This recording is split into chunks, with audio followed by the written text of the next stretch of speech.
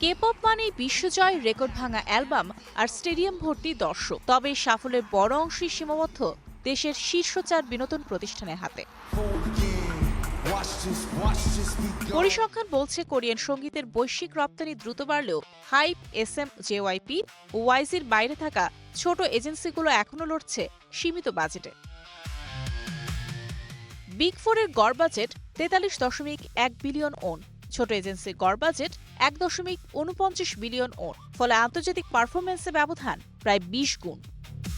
এই বৈষম্য কমাতে যৌথ উদ্যোগ নিয়েছে দক্ষিণ কোরিয়ার সংস্কৃতি মন্ত্রণালয় ও কোরিয়া ক্রিয়েটিভ কন্টেন্ট এজেন্সি। চালু হয়েছে গ্লোবাল লিপ ফরওয়ার্ড সাপোর্ট কর্মসূচি। লটারি নয়, কঠোর যাচাই বাছাই শেষে প্রতি বছর নির্বাচিত হবে 10টি ছোট ও মাঝারি এজেন্সি। 300 মিলিয়ন ওনের ফান্ড ইন্ডি কে-পপের জন্য নতুন স্বপ্ন। এই লক্ষ্য নিয়েই যাত্রা শুরু করেছে দক্ষিণ কোরিয়ার নতুন প্রকল্প।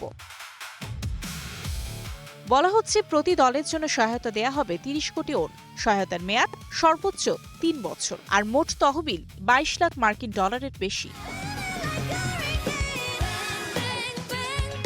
প্রথম ব্যাচে সুযোগ পেয়েছে 10টি দল। তালিকায় আছে রিসিন, এক্সাইকার্স, কিরাসের মতো নতুন প্রজন্মের কে-পপ গ্রুপ। পাশাপাশি স্বাধীন rock band can't be blue ও বিশেষ ধারার দল বিগ ওশান। বিশ্লেষকদের মতে শুধু বাণিজ্যিক সাফল্যই নয়, কে-পপের বৈচিত্র্য ফিরিয়ে আনাও এই প্রকল্পের অন্যতম লক্ষ্য।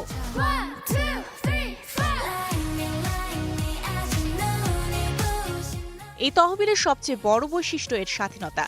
কোম্পানিগুলো নিজেদের প্রয়োজন অনুযায়ী অর্থ ব্যয় করতে পারবে আন্তর্জাতিক মার্কেটিং, কনসার্ট, ট্যুর কিংবা স্থানীয় প্রচারণায়। ইতিমধ্যেই ব্যান্ড রিসিন নজর দিয়েছে যুক্তরাষ্ট্রের বাজারে। এক্সাইকার্স শক্ত অবস্থান করতে চায় জাপানে। আর নতুন দল টিউন XX পরিকল্পনা করছে ভারতীয় উপমহাদেশে বড় আকারে আত্মপ্রকাশে। একসময় ছোট এজেন্সি থেকে যাত্রা শুরু হয়েছিল BTS কিংবা ব্ল্যাকপিঙ্কের মতো বিশ্ব তারকাদের। তাই সিউলের আশা আজকের এই বিনিয়োগই হয়তো জন্ম দেবে কে-পপের পরবর্তী বৈশ্বিক সুপারস্টারকে।